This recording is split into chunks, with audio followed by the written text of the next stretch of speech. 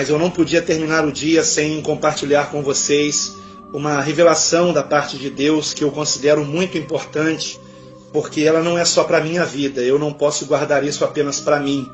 Mas entramos na leitura do livro de Jó.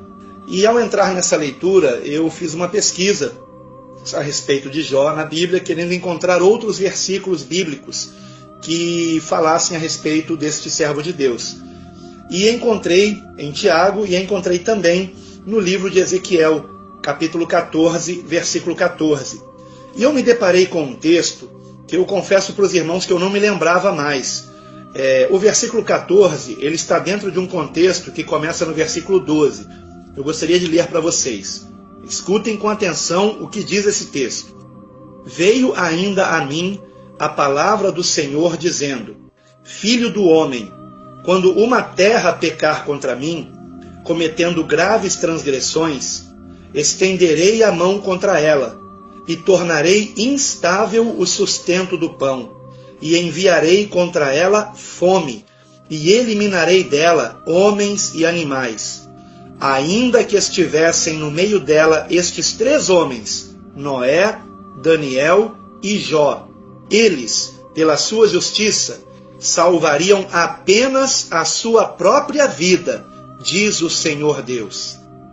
Queridos, eu achei muito impressionante eu ter tomado conhecimento desse texto hoje, porque ontem no culto eu mencionei a respeito de nós começarmos a estocar mantimento em garrafas PET, porque nós sabemos que, por exemplo, o arroz e o feijão, quando nós compramos e eles vêm ensacados, dentro de um saco, estes grãos duram em torno de 6 meses. Mas quando nós colocamos estes mesmos grãos em garrafas PET, a validade se amplia muito, de 5 anos até 8 anos. E acondicionados corretamente em garrafas PET, esses mantimentos, inclusive, eles estarão protegidos de água, né, no caso de uma inundação, e poderiam ser utilizados mesmo depois de uma catástrofe dessa natureza. Passei isso ontem para a igreja, já inclusive convocando os adolescentes da nossa igreja que estão de férias, para que me ajudem nesse mutirão, onde nós vamos estar colocando grãos em garrafas PET, para que quando chegar o tempo da escassez, nós tenhamos um grande estoque na nossa igreja, tanto para os membros, quanto para os irmãos carentes da comunidade que baterem a nossa porta pedindo essa doação de alimentos. Queridos, isso foi ontem na igreja, e hoje eu me deparo com esse texto que fala exatamente em relação à fome que virá sobre qualquer terra, sobre qualquer nação, sobre qualquer cidade que cometer graves transgressões contra o Senhor. E infelizmente nós sabemos que o nosso país tem cometido graves transgressões contra o Senhor. Eu não preciso nem mencioná-las aqui. Eu já mencionei essas transgressões na minha pregação intitulada Por que Deus castigaria o Brasil? E nem mencionei todas elas. Depois desta mensagem eu me lembrei de muitas outras. Nós sabemos disso. Agora é interessante também que este texto menciona Noé, Daniel e Jó. E o Senhor faz uma declaração bastante assustadora até.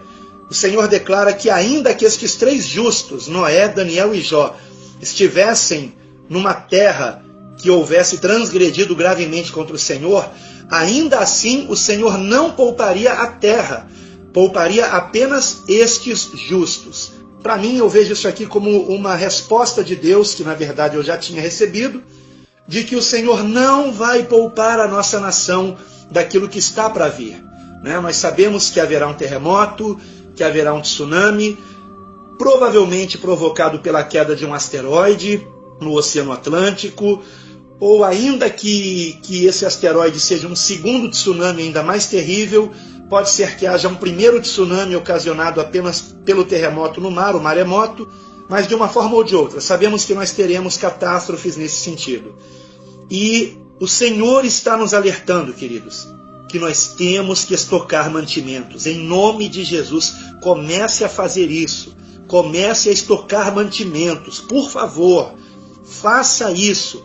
Ainda que o Senhor nos leve nessa catástrofe, se for da vontade dele que alguns de nós venhamos perecer na catástrofe, pense que os mantimentos que você acondicionar em garrafas PET, fazendo isso corretamente, ele estará sendo utilizado posteriormente por pessoas que vão passar fome. Então, de uma forma ou de outra, vamos fazer isso, queridos.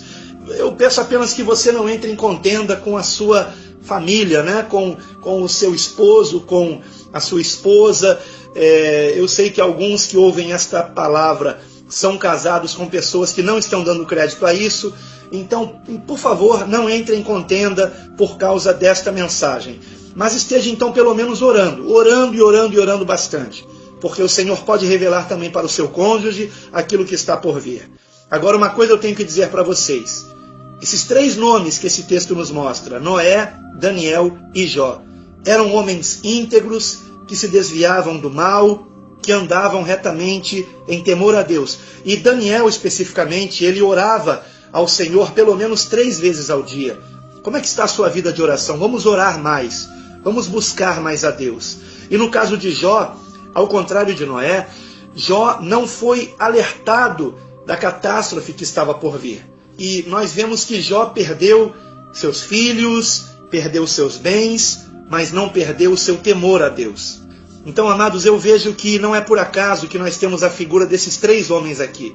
Noé, que viveu no tempo de uma catástrofe global e foi poupado pelo Senhor.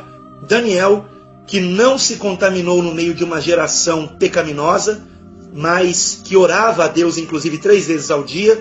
E Jó, que mesmo tendo perdido tudo, não perdeu o temor ao Senhor e não blasfemou contra Deus quando veio a calamidade.